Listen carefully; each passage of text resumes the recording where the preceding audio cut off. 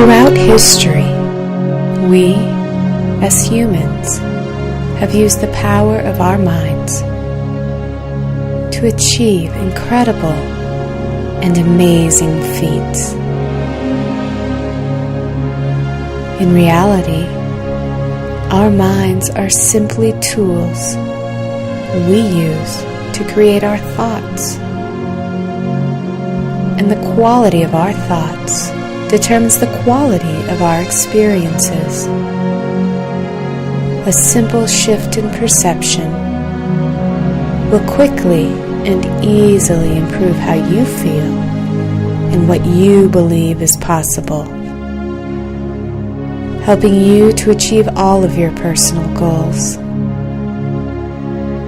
even those that previously seemed unattainable.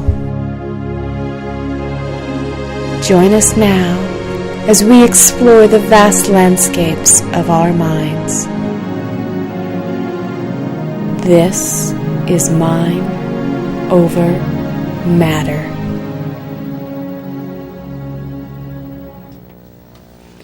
Hi, Mitch. Hi, Brandy. How are you tonight? I'm doing really well. How you doing? I'm doing really good tonight. Thank you. Thanks. Wanted to say welcome to our viewers. It's Mind Over Matter.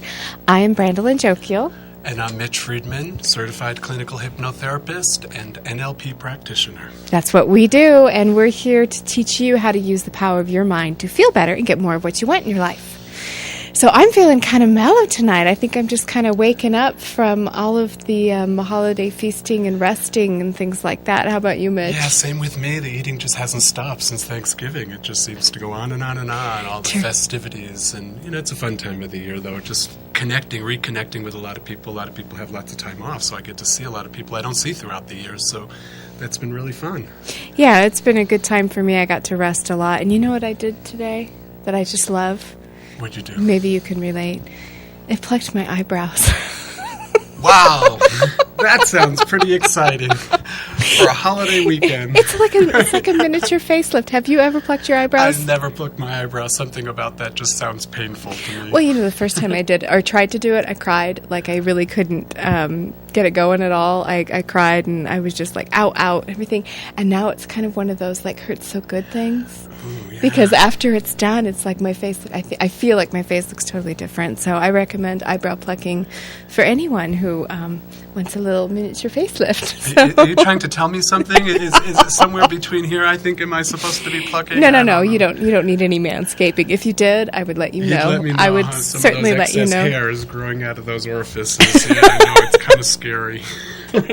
Oh, what a way to start the show today. I have even a better way to start the show. How's that? I feel, Brandy, I feel like I've said some pretty brilliant and inspiring things on this show. Of course you have. The one thing that people seem to respond to a couple of weeks ago, I drove here on my brand new tires. Oh, I remember that, yes. Happened to mention to the world that I thought it was such a great experience. It was better than sex. And boy, we got quite a response from that, didn't we? Yes, a lot of people disagreed with you, Mitch. I know, it's true. From New Zealand, we got response from New Zealand. It was really, really kind of funny. So I actually want to explain myself a little bit. Please do. Is this what they call a retraction? Well, not really. I feel a little bit like, when those big movie stars, Britney Spears, and they say something actually comes out of their mouth in front of those live cameras or in front of the paparazzi, and then there's no taking it back. So it's not exactly a retraction, just an explanation. Oh, an explanation. Okay. Because, I'd been driving back and forth to Albuquerque and Santa Fe and doing a lot of traveling, and my tires were bald. So I was nervous all the time. I had this fear all the time that I was going to be on the freeway with some exploded tire. That's like my biggest nightmare, is to be on the side of the road in the freezing cold with a flat tire. So when I drove here that day, and it just was I felt so safe, and it just felt so good. So I did say that it was better than sex, but now that I look back, now that I've had some time to explore those new tires, I'm not retracting it, but I'm changing it a little bit. You're saying it was a safety thing for you. It was a safety thing for me. So anyway, we don't need to talk about that anymore. Right? No, I think we've dealt with that aptly. There was one thing that I wanted to... Do we feel complete on that? I think so. I think that we're complete. I'm complete. Are you complete? I'm complete, yeah. Did you get to say all Thank you for indulging me on that. Oh, yes. Okay, now we know all about Mitch's tire life and other lives as well. So, moving on. I have a quote for today. Oh, good. Excellent. Because we talk a lot about happiness and going for what you want and really visualizing what you want so that you actually know what you're moving towards, not just what you're moving away from. And I found this quote from Lucille Ball, and it says, "It's a hell of a start being able to recognize what makes you happy." And I just thought, you know what, that's really true. Sometimes we don't even know what we want. And I'll make this a nice statement. Sometimes I don't really know what I want, so I walk around feeling kind of bleh and not so happy.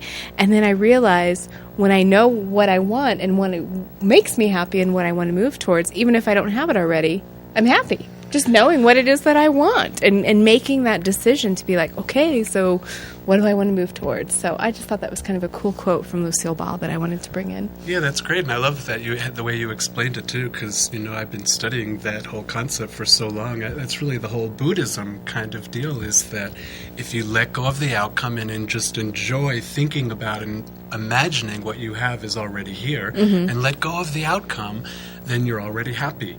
In fact, one of the reasons we even want stuff in our life is because we make up that when we get it, we're going to feel really good. So the key is that as soon as you know, just like Brandy said, as soon as you know what it is that you want and you get to experience it and get that joy, let go of the outcome and just enjoy that feeling until you get it. And if that's your experience, you usually get it pretty fast, don't you think? Oh, I think so. I think my greatest can you guess who my greatest teacher is? And I won't even put you on the spot. I'll tell you before you can guess. My greatest teacher in that is Nicholas, my 4-year-old. You probably would have guessed that because he can get so excited. We can take him to the store and he'll look at all of the things. He did this recently with my husband, Bernie. They went to the store and, of course, he was saying, I want Santa to get me this for Christmas. I want Santa to get me that for Christmas, doing that whole kind of thing. And then he just came home and told me about it and was just excited about the thought of getting things that he made all these imaginary toys and was running around the house making all these noises and doing all these things. And he didn't even have the toys. And I was like, you know what? That's it. That's it right there. He's just happy that he got to even know that they exist. And then Bernie said to me, I think that Nick is going to be easy for Christmas. I was like, you think? We'll just get him a couple of cardboard boxes and tell him that is the toy. And there you go. So it's really cool just to kind of see that innocent child mind who strives towards finding happiness in everything.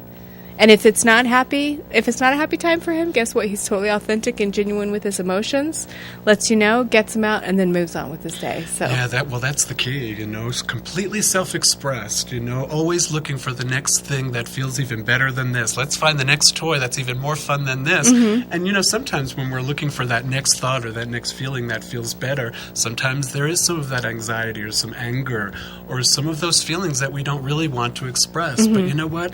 If we stay really authentic and go ahead and express those feelings, then behind that is usually more joy. And we see it in kids. Nicholas, just like you said, is such a perfect example of that. They have it figured out. Just keep looking for the next thought, the next thing, the next game, the next toy that'll be even more fun and feel even better than this. Well, that kind of leads me exactly, Mitch, and I'm going to exactly that. I don't care if people go, I'd exactly, because I agree with you exactly. And that actually leads me into what our show is about today.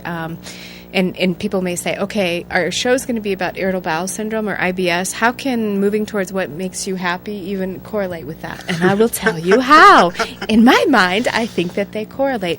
We just talked about Nicholas being authentic and genuine, and sometimes when we're moving towards what we want, we have to express and get out of the way the stress, the anxiety, those types of things.